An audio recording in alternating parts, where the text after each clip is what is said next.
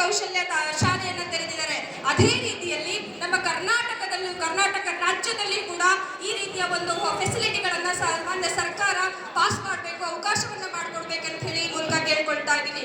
ಅದೇ ರೀತಿ 5ನೇ ಪಾಯಿಂಟ್ ಬಂದ್ಬಿಟ್ಟು ಉದ್ಯೋಗ ಮೇಳಗಳಂತೆ ಕೌಶಲ್ಯ ಮೇಳಗಳನ್ನ ಕೂಡ ಮಾಡಬೇಕು. ಹೇಗೆ ಎಲ್ಲ ಇಂಜಿನಿಯರಿಂಗ್ ಆಗಿರೋರಿಗೆ ಕ್ಯಾಂಪಸ್ ಸೆಲೆಕ್ಷನ್ ಹೇಗಿದೆಯೋ ಅದೇ ರೀತಿ ಕೌಶಲ್ಯ ಯೋಜನೆಗಳನ್ನ ಕೂಡ ಒಂದು ಮೇಳಗಳನ್ನ ಕೂಡ ಮಾಡಬೇಕು. ಇದರಿಂದ ನಮ್ಮ ಎಲ್ಲ ಯೂತ್ಸ್ಗೆ, ನಮ್ಮ ಒಂದು ವಿಶ್ವಕರ್ಮ ಜನಾಂಗದ ಎಲ್ಲ ಯೂತ್ಸ್ಗೂ ಕೂಡ ಇದರಿಂದ ಅನುಕೂಲ ಆಗ್ತದೆ. ಮತ್ತು ಕೌಶಲ್ಯ ಮತ್ತು ಉದ್ಯೋಗಕ್ಕೆ ಸಂಬಂಧಿಸಿದಂತ ಸಹಾಯವಾಣಿಯನ್ನ ಕೂಡ ತರಬೇಕಂತ ಹೇಳಿ ನಾನು ಕೇಳ್ಕೊಳ್ತಾ ಇದ್ದೀನಿ. ಜೊತೆಗೆ ಪಾರಂಪರಿಕ ಕೌಶಲ್ಯಗಳು ಮಾತ್ರವಲ್ಲ, ಅಳುವಿನಂಚಿನಲ್ಲಿರುವಂತಹ ಅಲೆಮಾರಿ ಮತ್ತು ಅರೆ ಅಲೆಮಾರಿ ಬುಡಕಟ್ಟು ಕೌಶಲ್ಯಗಳನ್ನ ಕೂಡ ಉತ್ತೇಜಿಸಬೇಕು. ಇನ್ನೊಂದು ಮುಖ್ಯವಾಗಿ ಹೇಳೋದಾದ್ರೆ, ನಮ್ಮ ನಿಗಮ ಮಂಡಳದಿಂದ ಬರುವಂತಹ ಸವಲತ್ತುಗಳನ್ನ ಅರ್ಹ ಫಲಾನುಭವಿಗಳಿಗೆ ತಲುಪಿಸ್ಬೇಕಂತ ಹೇಳಿ, ಇಷ್ಟು ಅರ್ಹ ಫಲಾನುಭವಿಗಳಿಗೆ ತಲುಪಿಸ್ಬೇಕಂತ ಹೇಳಿ ನಾನು ಘನ ಸರ್ಕಾರವನ್ನ ಈ ವೇದಿಕೆಯ ಮೂಲಕ ನಾನು ಕೇಳ್ಕೊಳ್ತಾ ಇದ್ದೀನಿ. ಇದೆಲ್ಲ ಪಾರ್ಟಿಗೂ ಒಪ್ಪಿಗೆ ಇದೆಯಾ? ಎಲ್ಲರಿಗೂ ಎಸ್ ಒಪ್ಪಿಗೆ ಇದೆಯಾ? ಎಸ್. ಮುಂದಿನ ದಿನಗಳಲ್ಲಿ ಯಾರೇ ವೇದಿಕೆಯಲ್ಲಿ ಹೋಗ್ಲಿ ದಯವಿಟ್ಟು ಈ ಒಂದು ವಿಚಾರಗಳನ್ನ ಪ್ರಸ್ತಾಪ ಮಾಡಿ ಯಾವುದೇ ವೇದಿಕೆಯಲ್ಲಿ, ಯಾಕಂದ್ರೆ ಯಾರು ಆಸ್ತಿವಂತರಾಗೋದಕ್ಕೆ ಹೇಳ್ತಾ ಇಲ್ಲ, ಸಮಾಜದ ಬಾಂಧವರ ಉದ್ಧಾರಕ್ಕಾಗಿ ಹೇಳ್ತಾ ಇದ್ದೀನಿ. ಪ್ರಸ್ತುತ 2047 ಸರ್ಕಾರ ಸಬ್ಕಾ ಸಾಥ್ ಸಬ್ಕಾ ವಿಕಾಸ್ ಅಂತ ಸಬ್ಕಾ ವಿಶ್ವಾಸ್ ಅಂತ ಹೇಳಿ ಮಾಡ್ತಾ ಇದೆ.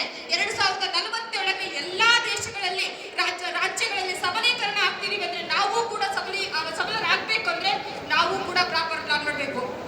ನಮ್ಮಲ್ಲಿ ಆಗ್ತಿರೋ ಮೊದಲೇ ಒಂದು ಪ್ರಾಬ್ಲಮ್ ಏನು ಅಂತಂದ್ರೆ, ನಮ್ಮದೇ ಆದ ಒಂದು ಪ್ಲಾನ್ ಇಲ್ಲದೆ ಇರೋದು. ನಮ್ಮ ಸಮಾಜದ ಮುಖ್ಯವಾದ ಒಂದು ಪ್ರಾಬ್ಲಮ್ ಏನು ಅಂತಂದ್ರೆ, ನಮ್ಮದೇ ಆದ ಒಂದು ಫ್ರೇಮ್ ವರ್ಕ್ ಇಲ್ಲದೆ ಇರೋದು. ಒಪ್ಕೊಳ್ತೀರಾ? ಒಂದು ಫ್ರೇಮ್ ವರ್ಕ್, ಒಂದು ಚೌಕಟ್ಟಿಲ್ಲ, ಒಂದು ನಿರ್ದಿಷ್ಟವಾದ ಗುರಿ ಇಲ್ಲ, ಒಂದು ನಿರ್ದಿಷ್ಟವಾದ ಮಾರ್ಗದರ್ಶಿ ತತ್ವಗಳಿಲ್ಲ. ಇದು ನಮ್ಮ ಬಿಗ್ಗೆಸ್ಟ್ ಪ್ರಾಬ್ಲಮ್. ಒಪ್ಕೊಳ್ತೀರಾ? Say yes or no? S.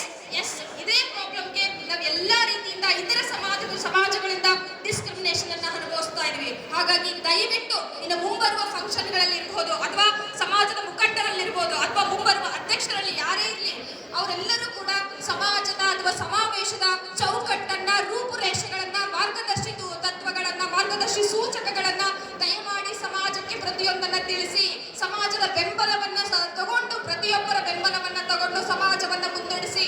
ಇಲ್ಲೇನಾಗ್ಬಿಟ್ಟಿದೆ ಅಂದ್ರೆ, ನಮ್ಮಲ್ಲಿ ಸಾಮರಸ್ಯ ಇಲ್ಲ. ಹೇಗಂದ್ರೆ ಅವರೇ ಗ್ರೇಟ್, ಪಬ್ಲಿಕ್ ಏನ್ ಇಂಪಾರ್ಟೆನ್ಸ್ ಇಲ್ಲ. ಹಾಗಾಗಿ ಅದು ಮುಂದೆ ಆಗದ್ ಬೇಡ.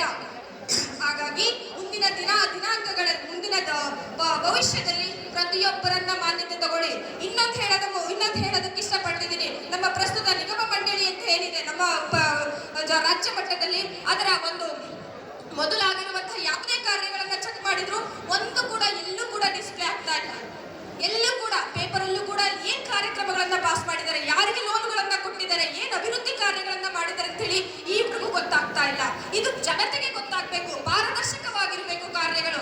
ಆಗ ಮಾತ್ರ ನಮ್ಮ ಸಮಾಜವು ಕೂಡ ಮುಂಬರೋದಕ್ಕೆ ಸಾಧ್ಯ ಆಗ್ತದೆ. ಹೌದಾ? ಒಪ್ಕೊಳ್ತೀರಾ? ಕಾಳಿಕಾ ಮಾತಾ ಕಿ, ವಿರಾಟ ವಿಶ್ವಕರ್ಮ ಮಹಾರಾಜ್ ಕಿ. ಎಸ್, ನೀವು ವಾಯ್ಸ್ ಬರ್ಬೇಕ್ರಿ, ಅಲರ್ಟ್ ಆಗ್ರಿ ದಯವಿಟ್ಟು. ನಾನು ಮಾತಾಡ್ತಿರೋ ನನ್ನ ಮನೆ ವಿಚಾರ ಅಲ್ಲ, ಸಮುದಾಯದ ವಿಚಾರ. ಹಾಗಾಗಿ ನಾವೆಲ್ಲರೂ ಕೂಡ ಒಂದು ಸಮಾಜದ ಮುನ್ನೆಲೆಗೆ ಬರಬೇಕು ಅಂತಂದ್ರೆ ಪವಾಡದಿಂದ ಆಗಲ್ಲ, ಇದು ಪ್ರಯತ್ನದಿಂದ ಮಾತ್ರ ಸಾಧ್ಯ. ಹಾಗಾಗಿ ಪ್ರತಿಯೊಬ್ಬರು ಕೂಡ ಪ್ರಶ್ನೆಯನ್ನ ಕೇಳೋದನ್ನ ಬೆಳೆಸ್ಕೋಬೇಕು.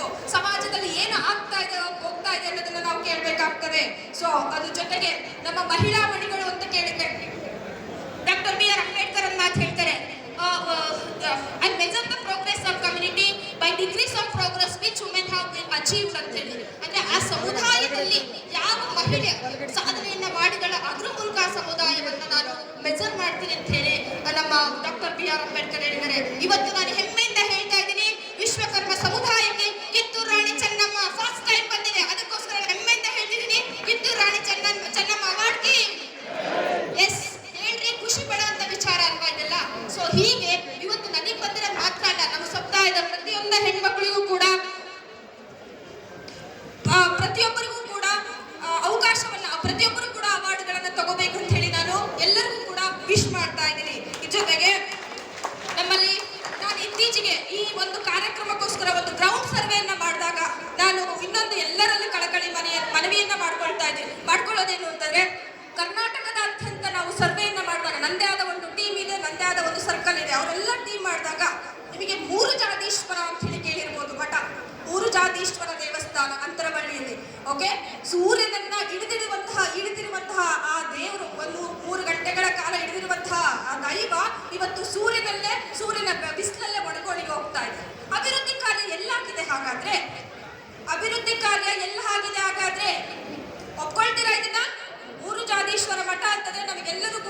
ಗುರುಗಳವರು ಅಲ್ವಾ. ಮತ್ತೆ ನಮ್ಮ ಮಧ್ಯ ಕರ್ನಾಟಕ ದಾವಣಗೆರೆ ಮತ್ತು ಚಿತ್ರದುರ್ಗದಲ್ಲಿ ಯಾವುದೇ ಆದಂತಹ ಮೌನೇಶ್ವರ ಜಗದ್ಗುರುಗಳ ಒಂದು ದೇವಸ್ಥಾನ ಇಲ್ಲ. ಇದು ನಮ್ಮ ದುರಂತ ಅಲ್ವಾ. ಸೊ ಹಾಗಾಗಿ ದಯವಿಟ್ಟು ದೇವಸ್ಥಾನಗಳನ್ನ ಉಜ್ಜೀರ್ಣೋದ್ಧಾರ ಮಾಡಿ ಹೊಸ ದೇವಸ್ಥಾನ ಕಟ್ಟದ್ ಬೇಡ. 16 ಕಡೆ ಬೋರ್ ಕೊರಿಯೋದಕ್ಕಿಂತ ಒಂದು ಕಡೆ ಬಾವಿ ತೆಗಿರಿ. ಅಂದ್ರೆ ಹೊಸ ದೇವಸ್ಥಾನ ಕಟ್ಟಬೇಕು, ನಮ್ಮೂರಲ್ಲಿ ಕಟ್ಟಬೇಕು, ಕಟ್ಟಬೇಕಂತ ಮಾಡಬೇಡಿ. ನಮಗೆ ಕಾಳಿಕಮ್ಮಿಂದ ಇವಾಗೆಲ್ಲ ಶಿರಸಂಗಿ ಇದೆ, ಅದ್ರ ಬದಲು ಹುಲ್ಲೂರಲ್ಲೇ ಈ ಹುಲ್ಲೂರು ದೇವಸ್ಥಾನ ಬಂದಾಗ ಧರ್ಮದರ್ಶಿಗಳ ಹತ್ರ ಮಾತಾಡಿದಾಗ ಅದು ಒಂದು ಪೀಠ ಚೆನ್ನಾಗಿ ನಡೀತಾ ಇದ್ದು ನಿಂತೋಗಿದೆ. Because of lack of facility, lack of infrastructure. ದಯವಿಟ್ಟು ಅಲ್ಲಿ ಇಲ್ಲಿ ಕಟ್ಟೋದನ್ನ ಒಂದು ಕಡೆ ಮಾಡಿದ್ರೆ ವಾರ್ಷಿಕವಾಗಿ ಎಲ್ಲರೂ ಕೂಡ ಒಂದು ಹಬ್ಬವನ್ನ ಸೆಲೆಬ್ರೇಟ್ ಮಾಡಿ ಸಮನ್ವಯತೆಯಿಂದ ಸಾಧಿಸೋದಕ್ಕೆ ಸಾಧ್ಯ ಆಗ್ತದೆ. ಹಾಗಾಗಿ ಪ್ರತಿಯೊಬ್ಬರು ಕೂಡ ಈ ಒಂದು ಸಮುದಾಯದಲ್ಲಿ 1% ಆದ ನಿಮ್ಮ ಇಂಟ್ರೆಸ್ಟ್ ಕೊಟ್ಟು ಸಮುದಾಯದ ಅಭಿವೃದ್ಧಿಗೆ ಪಾಲ್ಗೊಳ್ಬೇಕಂತ ಹೇಳಿ ನಾನು ತಮ್ಮಲ್ಲಿ ಕೇಳ್ಕೊಳ್ತಾ ಇದ್ದೀನಿ. ಸೊ ಇಷ್ಟು. ಮತ್ತೆ ಇನ್ನೊಂದು ಹೇಳೋದಾದ್ರೆ, ಕೊನೆಯದಾಗಿ ಹೇಳೋದಾದ್ರೆ, ಪತ್ತಾರರಿಗೆ ಪಟ್ಟ ಆಗುವುದು ಸಹಜ, ದಿಟ್ಟರಾದವರು ಗಟ್ಟಿಯಾಗಿ ನೆಲೆಗೊಳ್ಳಿ, ಬಿಟ್ಟು ಹೋದರೆ ಕೆಟ್ಟು ಹೋದಿರಿ, ನೀವು ಸೃಷ್ಟಿಗೆ ಕಾರಣಕರ್ತರು ಅಂತ ಹೇಳಿ. ಅಂದ್ರೆ ಮೌನೇಶ್ವರ ಜಗದ್ಗುರುಗಳು ಒಂದು ಮಾತು ಹೇಳಿದ್ದಾರೆ. ಖಂಡಿತ ನಮಗೂ ಮುಂದೊಂದು ದಿನ ಪಟ್ಟ ಸಿಕ್ಕೇ ಸಿಗುತ್ತೆ, ಆ ಕಾನ್ಫಿಡೆನ್ಸ್ ನಮಗಿದೆ. ಅದು ಪಟ್ಟ ಸಿಗಬೇಕಂದ್ರೆ ನಿಮ್ಮೆಲ್ಲರ ಒಗ್ಗಟ್ಟು ಇಂಪಾರ್ಟೆಂಟ್ ಆಗ್ತದೆ.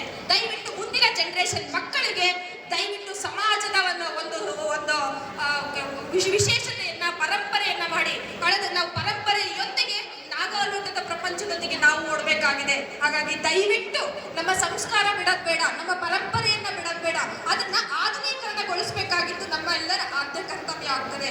ಇಲ್ಲ ಅಂದ್ರೆ ಮುಂದಿನ ದಿನಗಳಲ್ಲಿ ನಾವು ವಿಶ್ವಕರ್ಮ ಜನಾಂಗ ಅಂದ್ರೆ ಏನು ಅನ್ನೋದು ಮಕ್ಕಳಲ್ಲಿ ಆ ಪ್ರಶ್ನೆ ಹುಟ್ಟುತ್ತದೆ. ಹಾಗಾಗಿ ದಯವಿಟ್ಟು ಪ್ರತಿಯೊಬ್ಬರು ಚಿಕ್ಕ ಮಗುವಿನಿಂದ ಹಿಡಿದು ಸಮಾಜದ ದೊಡ್ಡ ವ್ಯಕ್ತಿಗಳು ಕೂಡ ಅಪ್ಡೇಟ್ ಆಗಬೇಕು.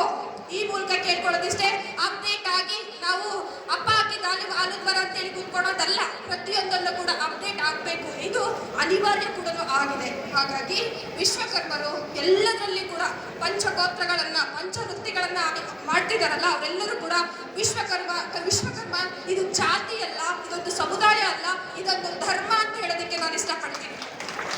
ಯಾಕಂದ್ರೆ ಯಾವ ಸಮುದಾಯದಲ್ಲಿ 5 ವೃತ್ತಿಗಳನ್ನ ಒಂದೇ ಸಮುದಾಯ ಯಾಕೆ ಮಾಡ್ತಾ ಇದ್ದೀರಿ? ಎತ್ತಿಲ್ಲ. ಹಾಗಾಗಿ ವಿಶ್ವಕರ್ಮ ಮಾಡ್ತಾ ಇದೆ. ಇದು ನಮ್ಮ ಹೆಮ್ಮೆ, ಇದು ನಮ್ಮ ಗ್ರೇಟ್. ಹಾಗಾಗಿ ಇಂತಹ ಸಮುದಾಯವನ್ನ ನಾಳೆ ಮುಂದೊಂದು ದಿನ ಇಡೀ ರಾಷ್ಟ್ರ, ಅಂತಾರಾಷ್ಟ್ರೀಯ ಮಟ್ಟದಲ್ಲಿ ಬೃಹತ್ತಾಗಿ ಬೆಳೆಸಬೇಕಾದ ಆದ್ಯ ಕರ್ತವ್ಯ ನಮ್ಮದಿದೆ. ಹಾಗಾಗಿ ಇವೆಲ್ಲರೂ ಕೂಡ ಒಕ್ಕಲೂರಿಂದ ಕೆಲಸ ಮಾಡಬೇಕು. ಇದ್ರ ಜೊತೆಗೆ ರಾಜಣ್ಣ ಸರ್ ಅವರು ಪದ್ಮಶ್ರೀ ಪುರಸ್ಕೃತರು, ಅವರೆಲ್ಲ ಇವತ್ತು ನಮಗೆ ದೊಡ್ಡ ಮಾದರಿಯಾಗಿದ್ದಾರೆ. ಅಂಥ ಒಂದು ವ್ಯಕ್ತಿತ್ವ ಎಲ್ಲರಲ್ಲೂ ಕೂಡ ರೂಢಿ. ನೀವು ಕೂಡ ದೊಡ್ಡ ದೊಡ್ಡ ಪ್ರಶಸ್ತಿಗಳನ್ನು ತಗೊಂಡು ಸಮಾಜದ ಉದ್ಧಾರಕ್ಕೆ ಶ್ರಮಿಸ್ಬೇಕಂತ ಹೇಳಿ ನಾನು ಕೇಳ್ಕೊಳ್ತಾ ನನ್ನ 2 ಮಾತುಗಳನ್ನ ಮುಗಿಸ್ತಾ ಇದ್ದೀನಿ. ವಿರಾಟ ವಿಶ್ವಕರ್ಮ ಮಹಾರಾಜ